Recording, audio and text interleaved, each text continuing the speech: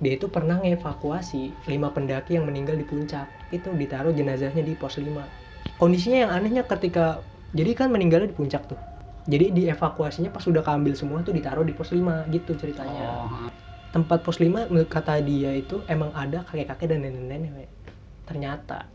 Dan gue juga berharap sih ini juga ya, teman-teman kita nih narasumber juga jangan didramatisir ya kisah-kisah yang pernah dialamin atau dibikin skenario, karena ini berdampak secara psikologis untuk regenerasi. Seakan-akan tuh gunung itu kesan wisata yang menakutkan atau yang membahayakan, padahal kalau kita berpikiran positif, gunung itu adalah penjajakan kita gimana loh caranya hidup.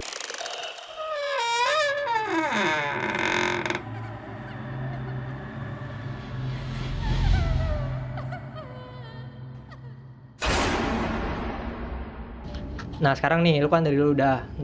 Nah gue pengen cerita punya gue nih. Yang 7 orang. Bukan, itu pendakian selamat gue kedua. Oh ya. Nah gue pengen ceritain cerita gue yang pernah gue ceritain di channel Samawe, mungkin kalau lu pernah nonton. Di situ judulnya Samarantu. Tapi gue nggak tahu sebenarnya persis kejadian itu Samarantu atau bukan. Jadi singkat ceritanya gini kejadiannya.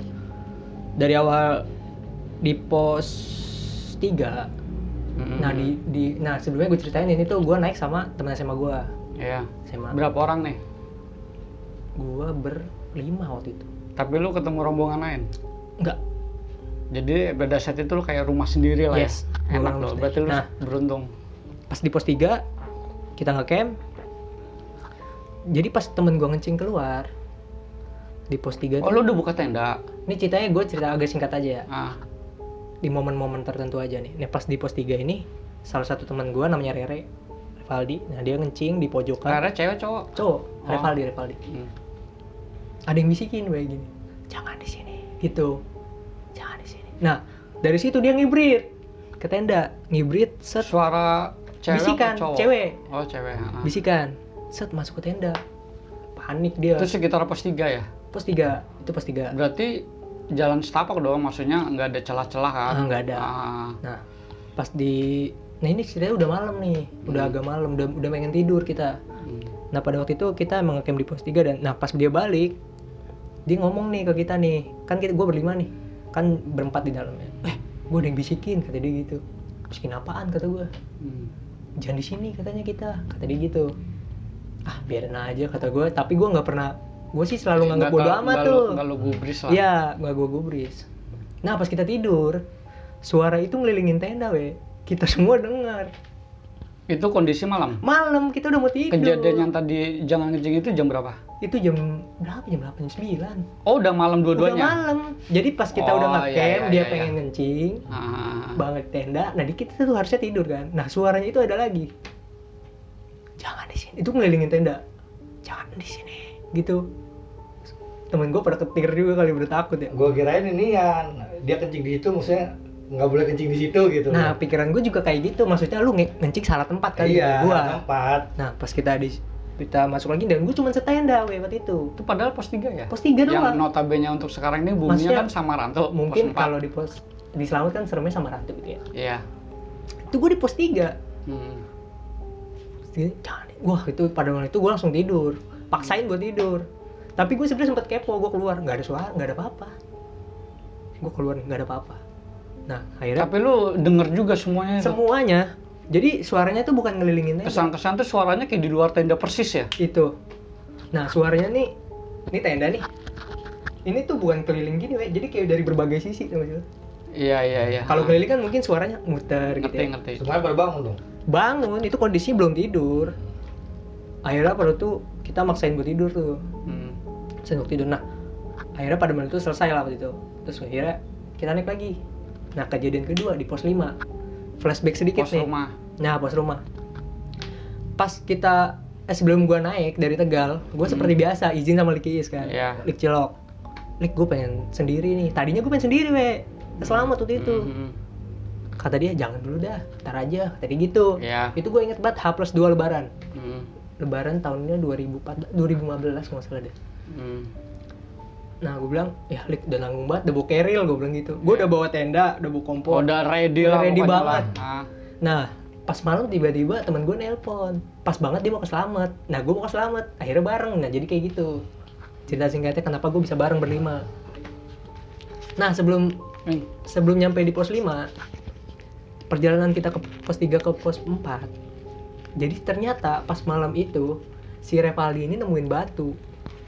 Jenis batu apa nih? Gue nggak tahu batunya apa, Warna merah dan nyala-nyala, kedip-kedip. Nggak ada 5 kali. Nggak tahu. Ya kalau kita bicara masalah batu akik. Iya, kalau batu akik merah. Nggak tahu, Kayaknya gue itu. pokoknya nggak tahu. Itu gue nggak mau bahas soal itu batu apa. Ah, Jadi pas kita mau jalan ke pos 4, itu kita nggak ketemu jalan nih, sampai 3 jam. tapi bentuk batunya itu udah halus apa memang masih kasar-kasar? Udah jadi. Udah jadi ya? Udah jadi, bisa kayak cincin lah ya? Udah buat dicincinin, tapi itu batunya doang. Iya ngerti.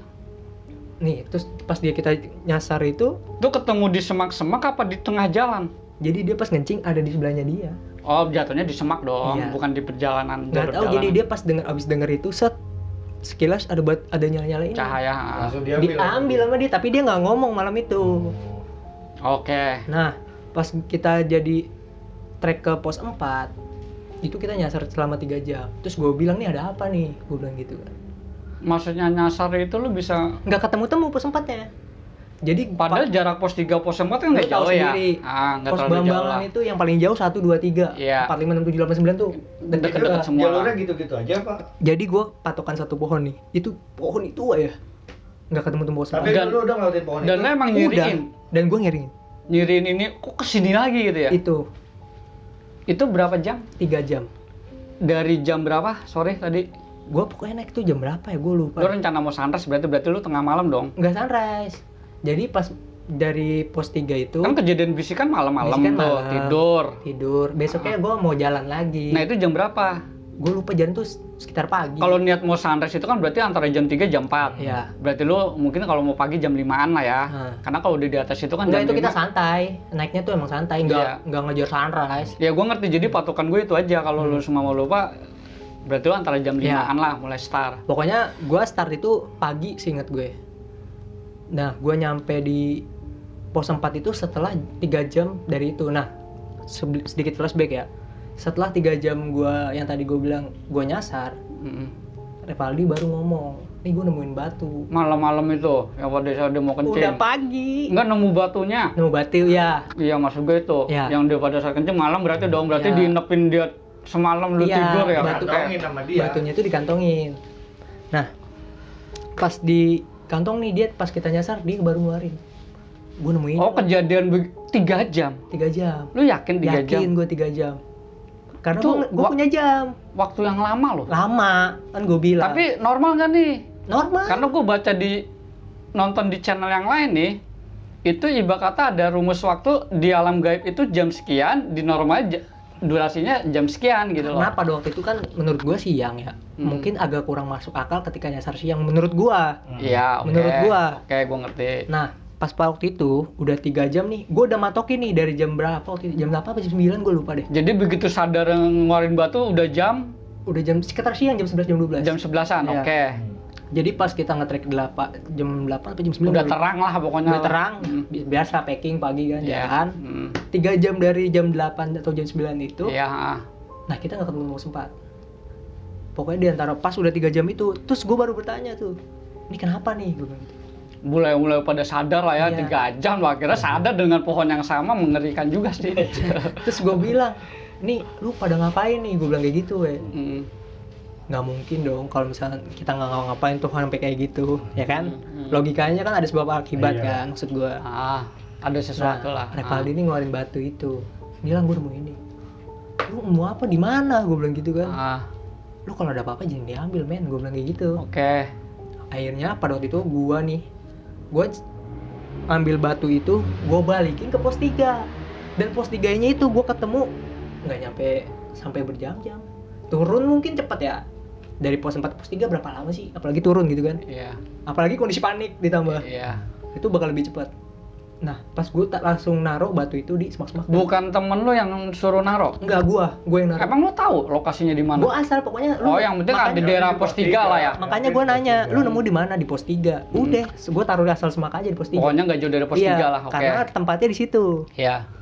Akhirnya pas gue jalan, pas kita sampai di pohon itu lagi, pas gue nyampe di pohon itu lagi, Iya. setengah jam dari itu gue nemu pos 4. Jadi begitu batu udah dikembalikan, udah mulai fine Iya. lah ya, udah mulai normal lah ya. Di pos 4 siang-siang. Ini nggak tahu gue doang atau gimana ya. Pas kita nyampe di pos 4, terus pos 4 kan ada kayak batang pohon gede tuh ya. Oh nggak tahu lah, gue nggak Ya, bisa pokoknya- nggak bisa masuk. Pada saat itu lo seperti itulah. Di situ ada satu tempat tenda, kalau lo ingat lah. Satu tempat tenda, dan di situ ada batang pohon gede. Nah kita bukan duduk ya, maksudnya nongkrong di situ buat break. Iya. Nah itu ada suara gamelan weh. Yakin nggak lu Yakin. sendiri apa Gua semua? doang. Oh lu doang. Soalnya temen Oke, gue gini. kalau kita dikait-kaitkan kan lu yang naro ngebaliin batunya, kira Nah. kenanya ke lo. Kalau secara bicara mistis, Nah, oke. jadi gini, pas gue lagi duduk terus gue bengong, makanya temen gue kenapa, Lang lu kenapa gitu, gue bengong gini, diem, lu kenapa? Nah gue dengar suara gamelan di situ, Ah. terus gue langsung sadar, ayo jalan lagi, nah gue langsung jalan situ, gue nggak pakai lama, jalan ke pos 5.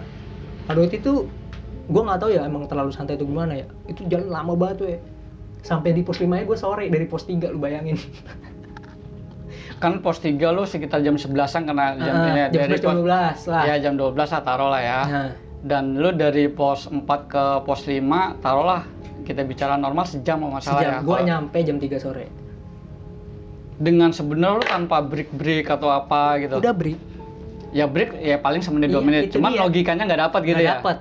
Sampai 3 jam logikanya Pokoknya gitu. gue nyampe di pos 5 sore. Akhirnya kenapa gue ngecamp di pos 5 lagi? Hmm. Pada waktu gue ngecamp di pos 5, nah nih yang seru di sini nih.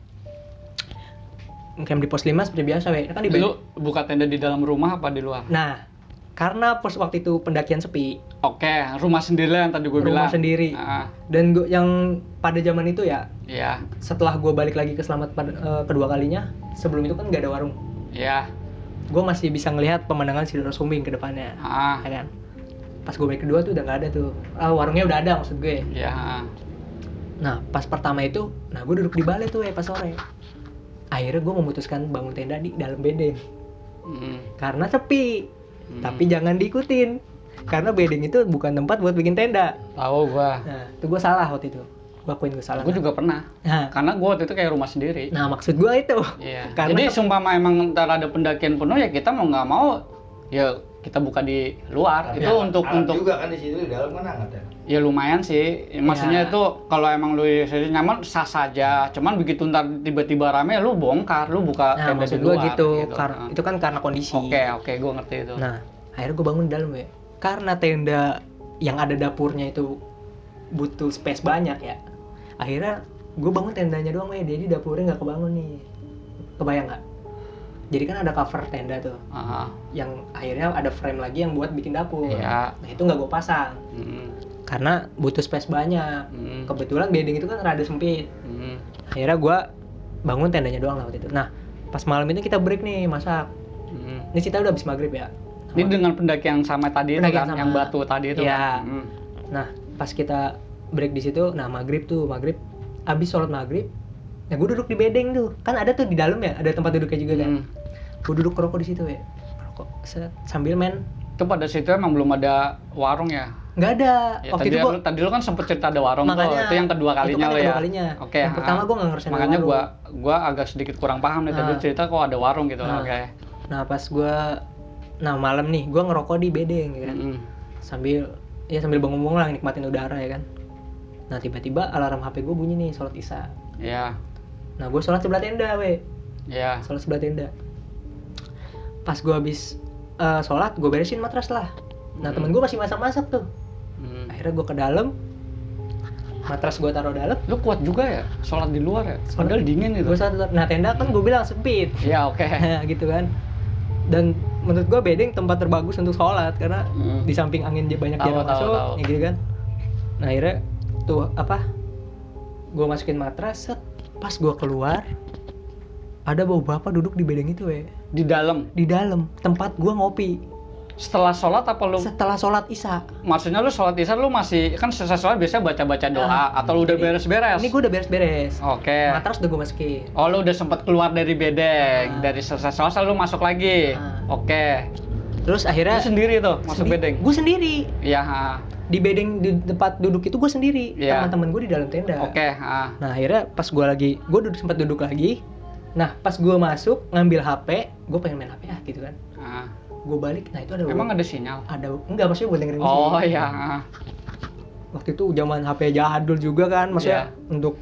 Ya belum Android lah. Iya belum Android lah, kamera masih kayak TV rusak lah ya waktu itu. Nah pas gue keluar dari tenda ada bapak kalau gue kisarin ukurannya 50-an ke atas. Kondisi berdiri, jongkok, duduk di bedeng tempat gue ngopi. Duduk kayak gue gini, sila atau? Duduk, kakinya tuh ke bawah.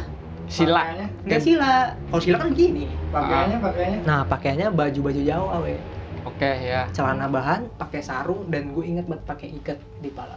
Iya. Bukan belangkon ya? Bukan. Ikat, kalau belangkon kan pasang gini ya. Ini ikat. Mungkin kalau orang-orang Excel. Ya, vokalis Gener. Ya orang-orang dulu sering pakai ikat namanya. Iya. Nah, terus gue duduk pelan-pelan, gue tanya dong karena gue punya adab ya kan, gue ajak ngobrol. Iya. Bapak dari mana? Gue bilang gitu. Diem aja, we. Itu yang tadi gue bilang, Wing. Untung jawab, Wing. Yang lu 2 orang tadi cerita selamat. Diem aja. Nah. Terus badannya rada gini. Gitu, getar. Kayak kayak kedinginan. Gue pikiran gue. Dia pakai sarung. Enggak, pakai baju Jawa. Sarung gini. Sarungnya di ini. Iya, layaknya penduduk lah. Iya. Gue kira akamsi kan. Nah, akhirnya gue ajak ngomong kayak gitu. Bapak mau ngerokok? Gue bilang gitu kan. Terus karena rokok gue filter, mungkin kalau orang tua dulu kan sukanya kretek ya. Iya. Akhirnya gue ambilin rokok kretek. Ya apapun lah tuh lu kasih. Di kretek teman gue. Gue gini ini.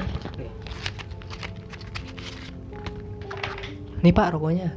Berarti lu sempet keluar dulu ke tenda ngambil rokok dan lu masuk masih ada tuh? Masih ada. Oke, biasa-biasa kan udah hilang tuh. Iya. Lihat mukanya nggak? Mukanya ada jelas. Oh, jelas. Jelas. Oh, wujud manusia lah ya. Makanya gue nggak ada pemikiran kemana-mana. Oke, ya. Gue kasih Pak nih rokoknya, ya kan? Diem aja. Terus gue bakarin gini. Lu main bakar aja kali. Enggak, serius. Oh iya, Gue bakarin gini. Gue taruh sebelah dia gini. Tek. Iya. Kondisi orang nggak ngisep rokok tuh kan kelihatannya. Iya. Rokok begini nggak ada yang ngisep dong. Iya. Di sebelah bapak itu rokoknya tuh kayak gini dong. Kayak kesedot bara nyalah gitu. Gitu. Barangnya lah. Gua aja nih denger aja ya bukannya nih so dramatisir ya. juga gue juga. Nah, karena gue sering banget gue namanya ketemu makhluk goib lang ya. Nggak di hutan nih, gue selalu ketemu wujud manusia. Gue nggak pernah ngeliat wujud setan itu kayak pocong, ada apa genderuwo, kuntilanak. Jadi kayak model lu nih, Wing. Sumama, Rawing kemana lang? Rawing udah meninggal kali sebulan yang lalu. Orang kemana abis ngobrol sama gue? Ya. Itu gue sering. Jadi mungkin lu sama kejadiannya kayak gue untuk manusia. Menduplikat lah ya. Nah, kondisi kayak gitu. Terus anjing kok kagak diisep kata gue, tapi rokoknya nyala kata gue. Iya, kayak nyedot lah ya. Akhirnya gue balik tenda. Bentar Pak ya, si gue bilang gitu. Iya. Gue minta bikinin kopi temen gue. Iya, lu berusaha adab lah ya. Nah, kondisinya gue gini nih kan, kalau dari tenda kan gue depan tenda begini nih gue. Iya. Nah ini temen gue di dalam tenda. Iya. Bikin Bray, bikinin kopi. Buat siapa lang? Lu kan habis ngopi gitu kan. Iya. Itu ada bapak, gue gituin. Nah, temen gue ngelongok begini, set. Empat-empatnya ngelongok kan. Iya. Emang ada ngelihat semua. Oh jadi dari tenda itu kelihatan dari kan pintu kecil lang, kelihatan. Cuman kan ada cover. Cover tenda, ya. Nggak kelihatan dong. Kelihatan ada covernya. Nggak, maksud gue temen-temen lu kan ngelihat ada bapak-bapak. Temen gue belum. Awalnya gue doang. Iya. Karena kan yang di luar gue sendiri. Iya. Nah makanya dia nanya kopi buat siapa lang? Iya. Itu buat bapak-bapak gitu. Iya. Empat temen gue ngelongok semua ada dalam tenda begini seret. Siapa tuh lang? Kata temen gue gitu. Oh berarti pas di dalam tenda ngelongok aja kelihatan. Ngelongok kelihatan. Bapak itu di dalam berarti. Karena jarak space-nya deket. Oh karena jarak spesial lu persis di dekat pintu ya? Lu ngebayang nggak bedeng pos 5 segede apa? Berarti lu nggak jauh dari pintu ya? Nah, pas wujudnya pas entah di kiri atau di kanan ya? Benar. Oke ya yang ngerti gua. Pokoknya kalau lu masuk pintu, nah gue di depan pintunya persis. Oke ya. Kalau misalkan arah bedengnya berarti lu harus nengok kiri dong. Iya. Kan begini kan set. Iya. Nah makanya temen gue, siapa lah? Nggak tahu, gue juga nggak kenal. Kalau tahu gue mah nggak usah nanyain lu. Berarti kalau dari pandangan pintu sebelah kiri deh. Nah, akhirnya itu udah bayangan gue. Dibikinin nih kopi sama temen gue. Gue bawa ke bapak-bapaknya nih. Nih Pak. Temen lu nggak ngikut? Nggak ada yang berani. Oh iya. Terus, nih Pak kopinya. Terus gue bilang gini kan, kagak ditadangin, akhirnya gue taruh juga gini. Abis. Enggak. Oh, kok pikir kayak di film-film gitu. Enggak. Ada sakti banget ya minumnya. Ngebul. Kopinya ngebul. Padahal lu bawa nggak? Kagak. Ngebulnya kayak mendidih gitu. Ini dingin. Nah, kayak blebek. Gua taruh. Ih.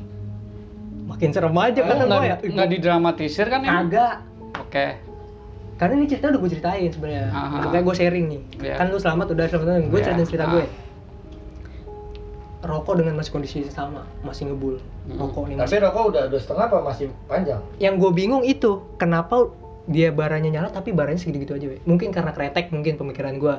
Tapi Sebanyak-banyak Tapi yang kan lu di luar ngisep. angin karena kan gede pada- juga kan. gini Ring, jadi pada saat ngisep bakar rokok, apalagi rokok kretek ya, Hmm. entah itu sambuna kretek atau apalah ya, yang sifatnya kretek yang bukan busa ya. Lu kan cuman bakar set gitu kan, entah 2 tarikan atau 3 tarikan kan. Biasanya tuh dengan kondisi suhu lembab, dingin gitu, biasanya kalau nggak ada aktivitas buat ngisep gitu, itu akan mati. Tapi kan ada angin bara juga, itu. Wak. Angin kan Ngerti? Ngaruh.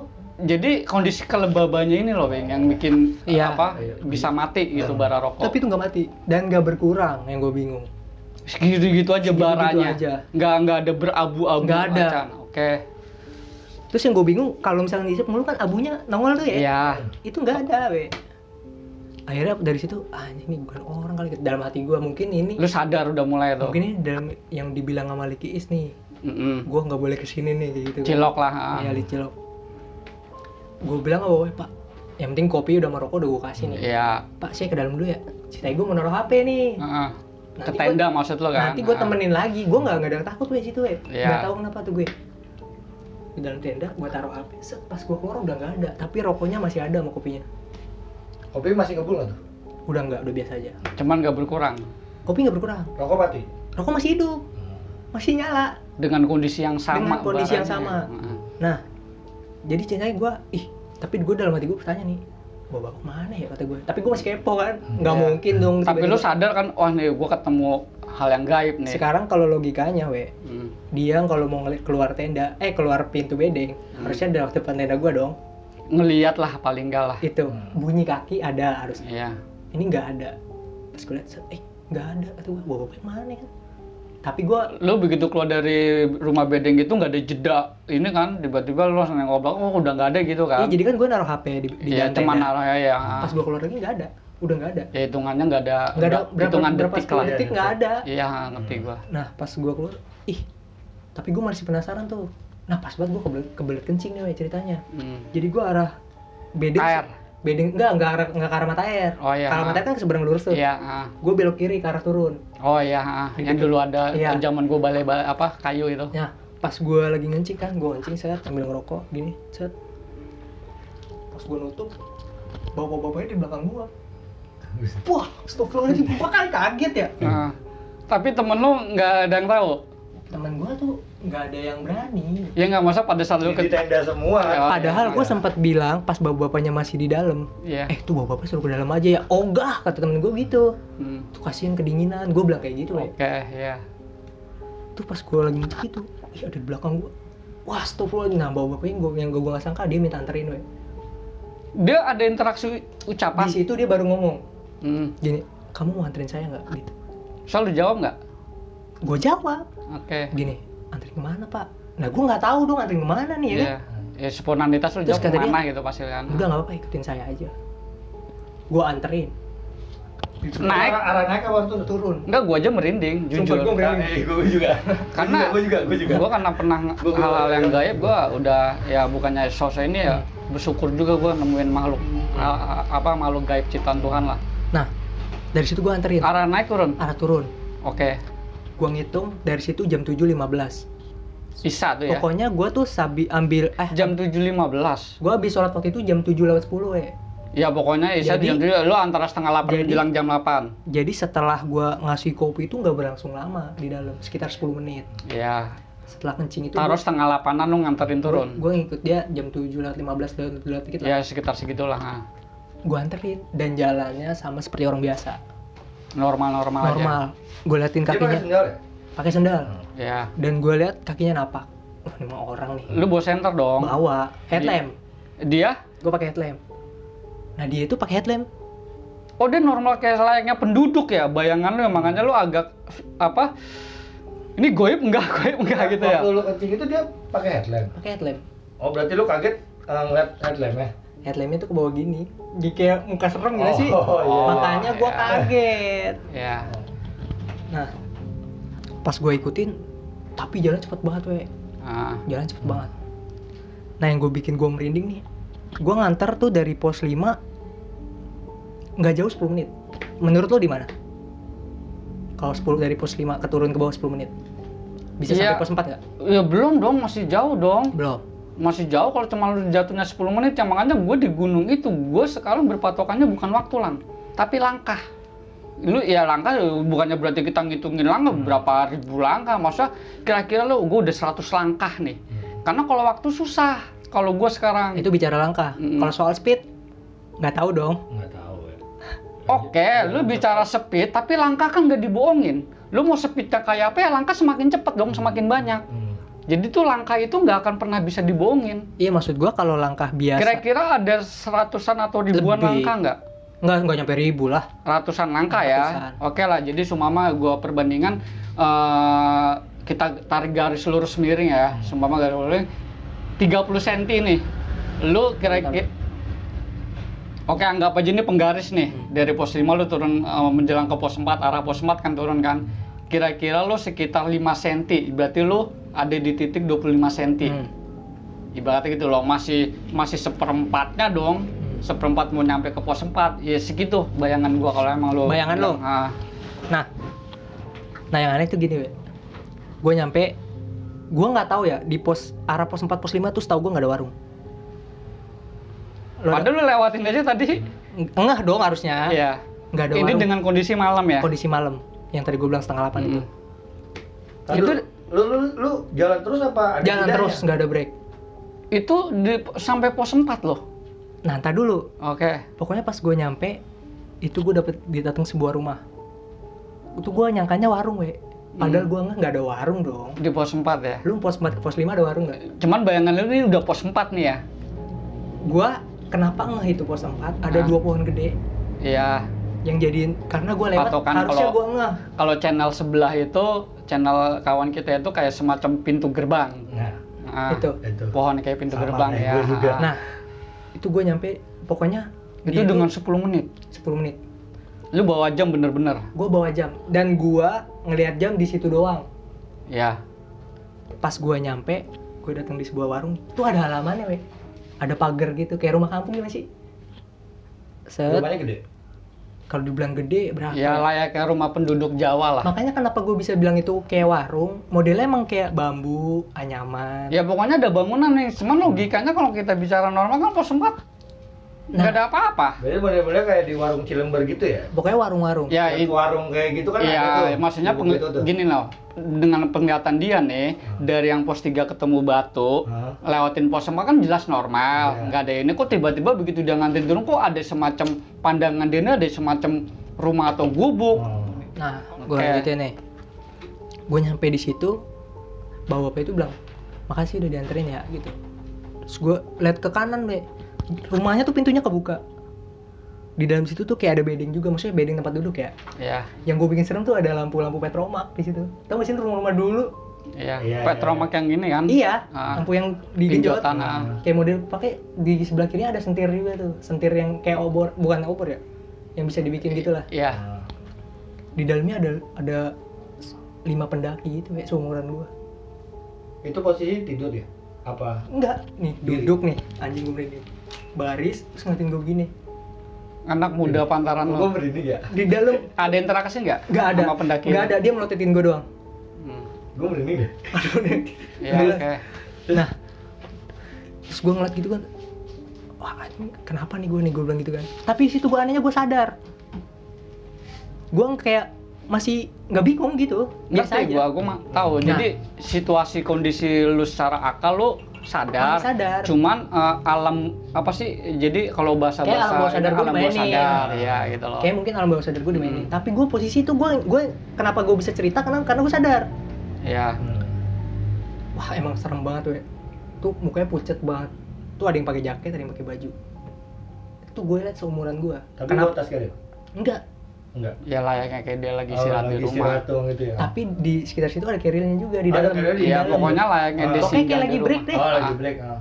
Ngeliatin gue tuh kayak gitu, ngotot gini. Nah, pas gue lagi ngeliat gitu, bapaknya nepok gue gini, Pak. Kamu mau ngeteh atau mau? Lu terasa? Terasa. Oke. Mau ngeteh nggak gitu? Hmm. Wah enggak pak, saya mau ke teman-teman saya lagi, gue bilang gitu kan. Iya. Tapi gue masih, pandangan gue masih ke dalam, Ke ke sosok Lo pendaki itu. sambil pendaki itu. ngeliat itu. Iya, ambil begini gue, mata gue kesana. Masih begini ya, wah anjing merinding gue. Melotot maksudnya yang gue takut, Iya. dan badannya pucet. Iya. Enggak pak, saya mau ke teman saya lagi. Akhirnya dari situ, nggak lama dari situ gue balik. Pak udah pak, saya ke atas aja ya. Tapi yang penting saya udah nganterin bapak nih sampai sini, gue bilang gitu. Tapi interaksinya tuh nggak banyak, cuman gitu-gitu doang. Dia mau nawar apa? Udah bilang makasih, nawarin ngeteh. Setelah itu gue balik. Tapi pas gue balik gue masih ngeliat itu masih ngeliat ke dalam tuh, karena gue masih kepo gitu kan. Nah dari situ gue udah nggak ngeliat jam, karena gue lagi terpana nih ceritanya. Bentar dulu, lu di luar pagar itu? Di luar pagar, gue nggak mau masuk. Hmm. Nah gue sempat dapat apa sih, bukan petuah ya, namanya apa sih, diingetin lah Malik Iis. Lu kalau apa-apa ketemu apa-apa jangan mau gitu. Iya. Jangan diambil, jangan apa. Gue selalu inget tuh pas dari awal gue naik gunung. Ya sama, gue dulu Gitu kan. gituin. Makanya kenapa gue tanamin itu, dan untungnya gue masih sadar posisinya.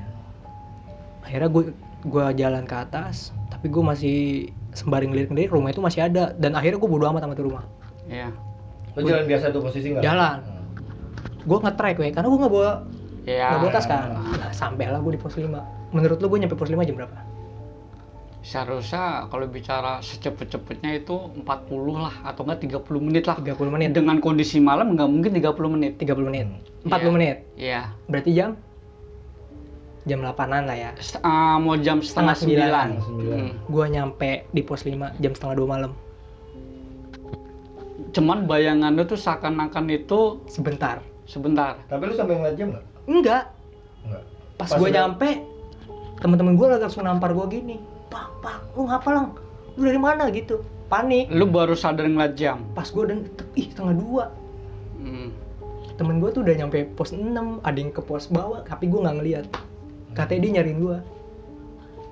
Oh, temen lu malam itu kondisi entah mau 3-3-nya lu berempat ya waktu itu ya?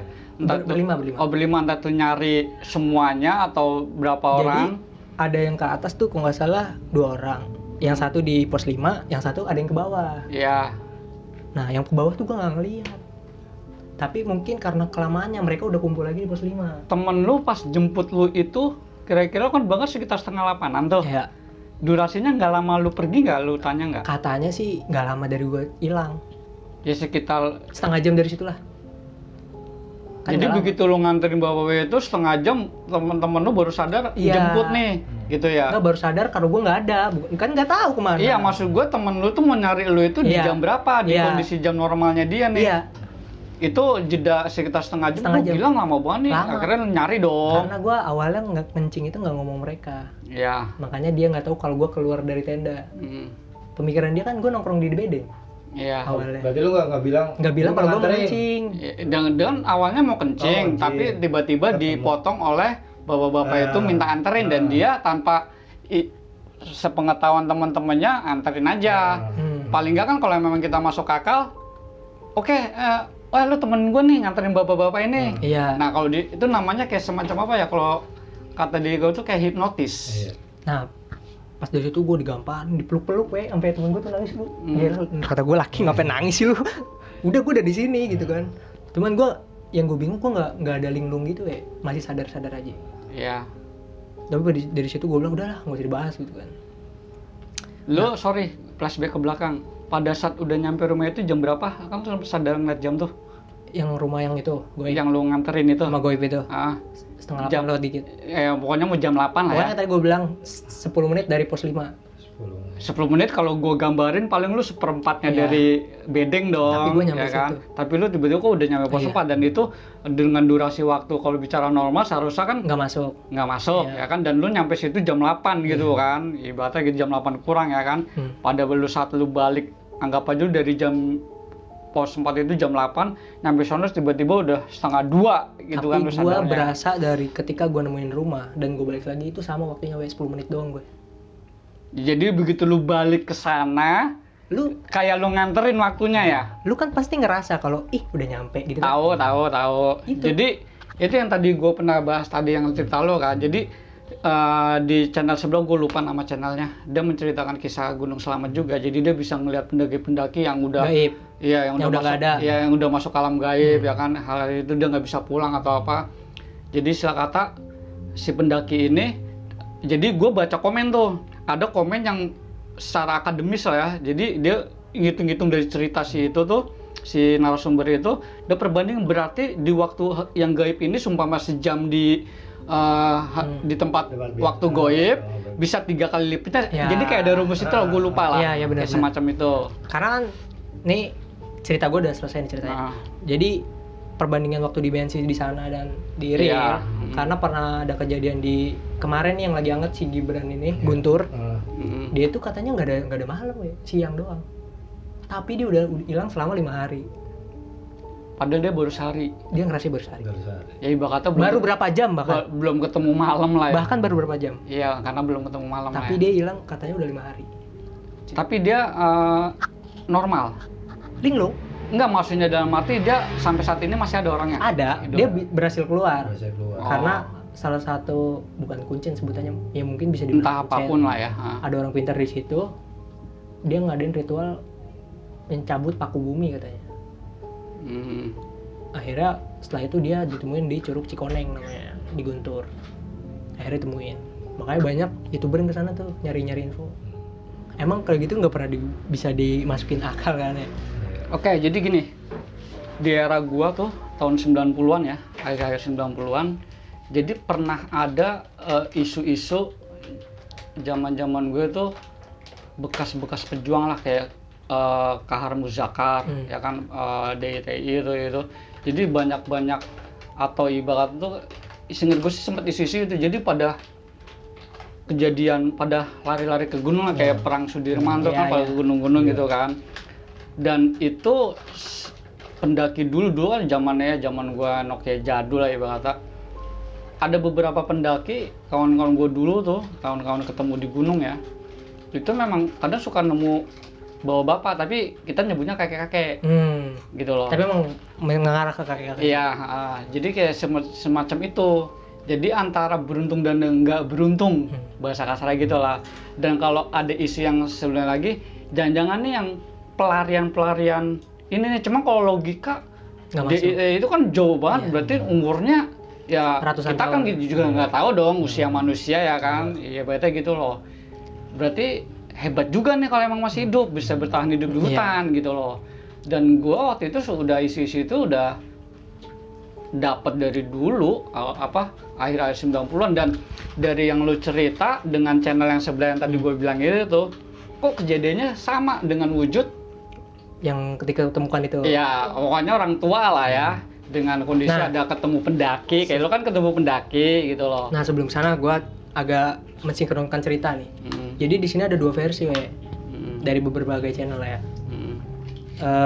Yang pertama ada orang Banjarnegara yang menemukan sebuah pedesaan di Gunung Slamet. Tapi dia udah di tengah hutan. Di tengah hutan. Tapi dia ini kondisinya dianterin dengan 1 bapak-bapak dan 6 pendaki, tapi gue kan berlima. Ya. Tapi dia berenam. Dia itu dianterin dari awal pendakian sampai puncak, bahkan sampai pulang. Dan dia nemuin kondisi pedesaan di situ. Ini versi yang pertama. Jalurnya dia. Jalurnya dia. Iya, pokoknya pedesaan mulu Iya. lah. Pokoknya bapak-bapak itu nganterin dia sama 6 pendaki itu. Tapi 6 ya. Kalau gua kan 5. Itu dari base camp. Enggak dari base camp, maksudnya dari pas ketika masuk hutan. Maksudnya tepatnya lu nggak Enggak tahu gue. Oke, Gitu. Karena sebelumnya gue juga nggak pernah nonton itu video ya. Gue tahu setelah gue sharing di namanya Iya. YouTube-nya Samawe Adventure. ya pokoknya udah masuk pos-pos Iya. lah, entah pos 2 atau pos 3 lah, oke. Karena gue apa ya, tipikal orang yang nggak pernah nonton video sampai habis gitu kan, karena gue nggak tahu detailnya. Nah jadi yang ngasih tahu gue ini yang punya channel si Samawe ini, Dan dia yang mengalami. dan bukan orang Banjarnegara Oh, itu. dia ngundang narasumber Iya. yang Banjarnegara itu, oke. Nah versi kedua itu dari Jadi cerita orang dulu itu ada yang punya YouTube juga, dia punya lilik juga, orang radio, bisa dibilang orang radiologinya Gunung Slamet. Dia itu pernah ngevakuasi 5 pendaki yang meninggal di puncak, dan 5 pendaki yang meninggal di puncak itu ditaruh jenazahnya di pos 5. Yang naruh siapa? Ya, pengevakuasi ini. Oh, untuk sementara atau selamanya? Untuk sementara. Oh iya, pada saat evakuasi Pada ya. evakuasi. Nah, kondisinya yang anehnya ketika, jadi kan meninggalnya di puncak tuh. Pas jadi jenazahnya tuh ada di sekitar bawah gitu. Jadi pas mau diambil tuh tiba-tiba angin Pos 5 nggak jauh dari rumah? Enggak, di puncak, di puncak. Oh, di puncak? Iya, ini di puncak jenazahnya. Pas ngambil di puncak, jadi dievakuasinya pas sudah keambil semua tuh ditaruh di pos 5 gitu ceritanya. Oh, Dan itu 5 pendaki yang Pos meninggal. 5 di dalam apa di luar? Di dalam, Oh, di Bedeng. dalam. Nah, makanya lo ketemu bapak itu ya? Nah, tapi yang gue aneh, maksudnya mungkin agak nyambung ya mungkin menurut gue ya. Iya. Tempat pos 5 menurut kata dia itu emang ada kakek-kakek dan nenek-nenek, we. Ternyata Kata yang narasumber Banjarnegara. bukan narasumber Banjarnegara, narasumber yang versi 2 Oh, ya. gitu. Jadi sempat ada bapak dan Dia sempat merasakan kejadian kayak lo. dan nenek-nenek, Cuman tapi bedanya lo kakek doang. dan samanya kakek-kakek dan nenek itu nggak ngomong. Sama apa yang gue temuin gitu. Anjing, gue juga suka cerita itu, merinding banget anjir. Nah, jadi enaknya gini kan, kita tuh ngobrol kayak begini buat sharing pembahasan. Jadi mulai dari situ itu ya, jadi hal buat gue ya, segala sesuatunya itu gue percaya sama hal yang gaib, ya kan, makhluk gaib ya, buktinya ada iblis, ada jin atau sejenis atau malaikat atau apalah ya. Jadi kita pembahasannya itu adalah gue ngambil kesimpulan, dan gue sering kejadian-kejadian juga yang ibaratnya tuh kejadian ya pernah ngalamin hal yang gaib lah, tapi dengan jujur kayak gue nggak bisa cerita panjang lebar gitu kan, karena kejadian selama gue alamin cuma sekilas-sekilas gitulah. Jadi istilah kata itu kita ngambil sama aja kayak kita mampir ke rumah orang, walaupun rumah orang itu udah mengizinkan, anggap aja lu rumah sendiri, tapi kita kembali ke adab dong. Iya. Ya kan, bahasa saya gitu kan. Sedangkan kita kan tau lah diajarin kan, alam dia, dimensi dia dengan dimensi kita Beda. udah jelas berbeda. Dan kita pun yang gua tahu ya, jangan sampai saat ini gua pegang, gua nggak akan pernah berteman dengan makhluk gaib. Iya. Contohnya kayak iblis gitu loh. Walaupun dia sebaya-bayanya apa lah ya. Iblis jelas maksudnya mungkin ada unsur jin lah ya. Jin kan juga kayak kehidupan manusia, ada agama, ada kehidupan normal lah. Iya. Bukan iblis ya, sejenis jin itu.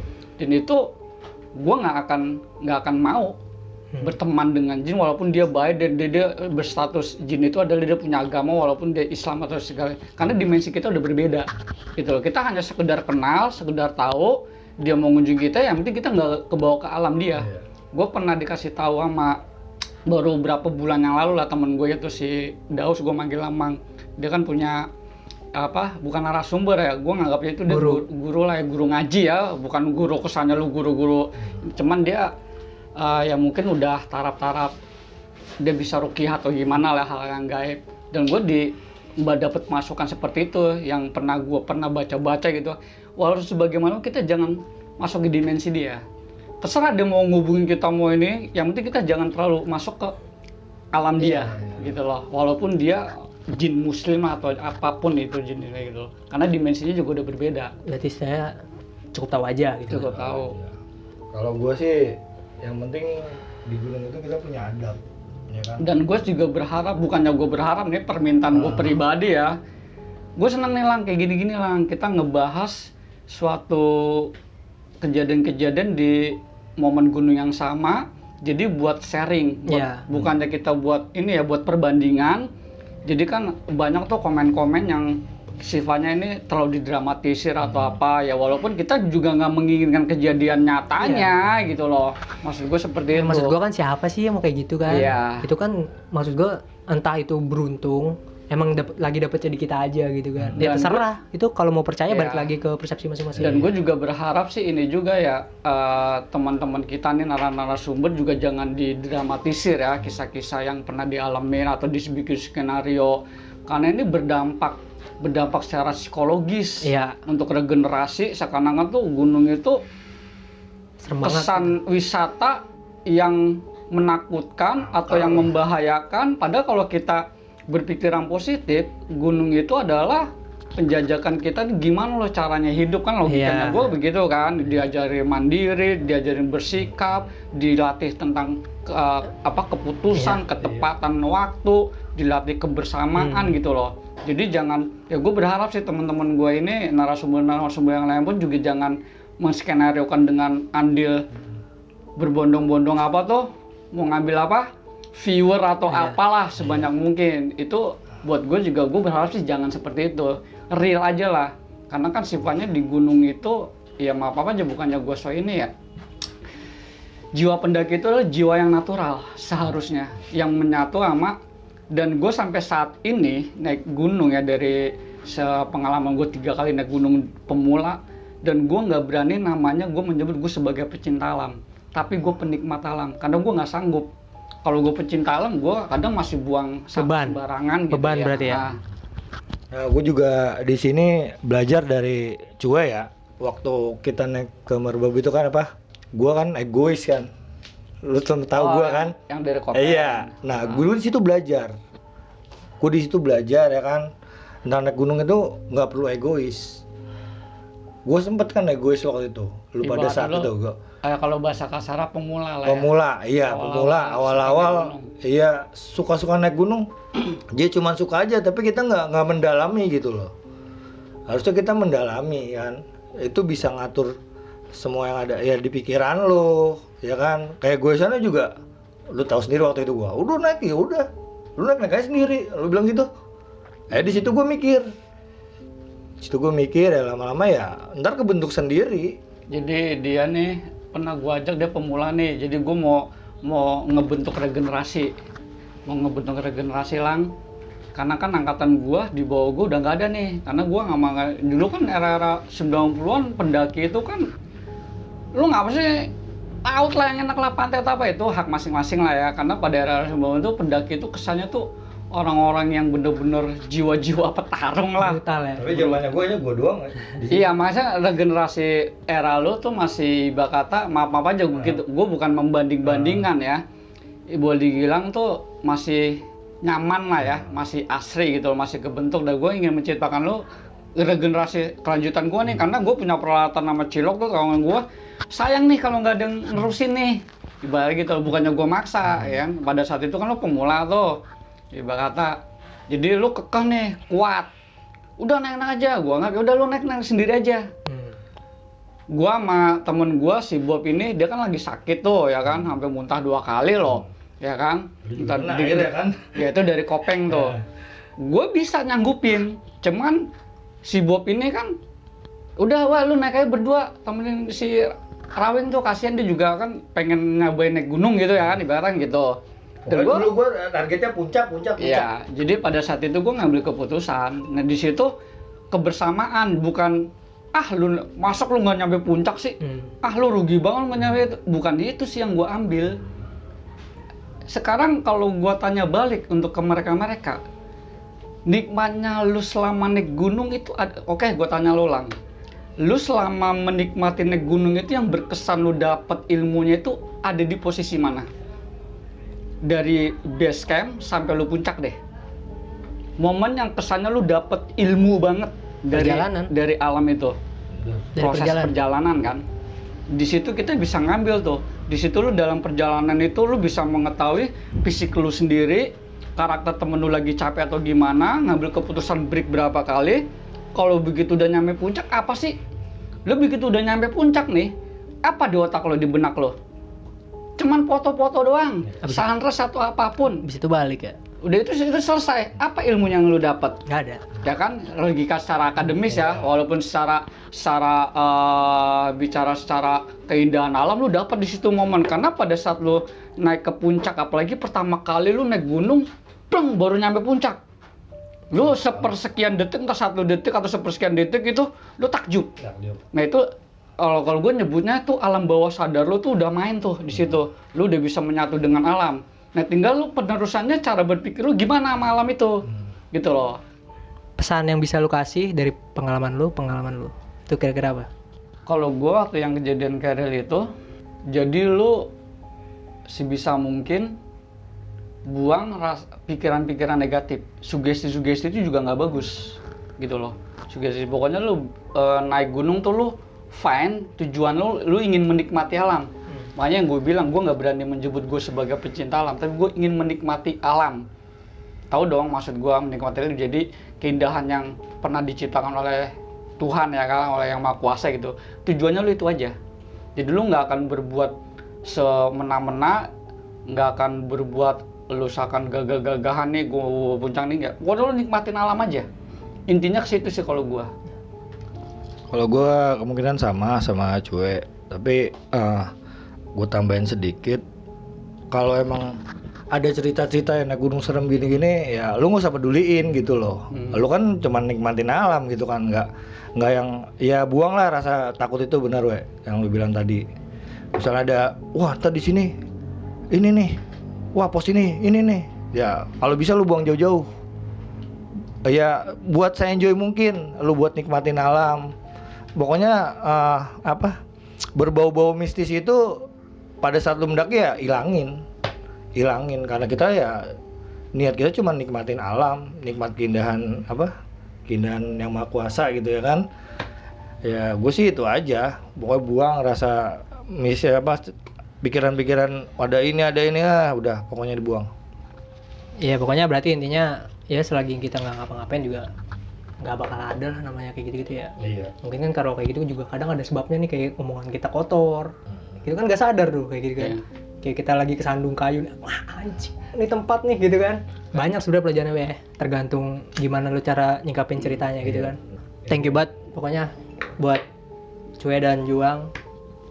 Ya kita sebenarnya apa ya?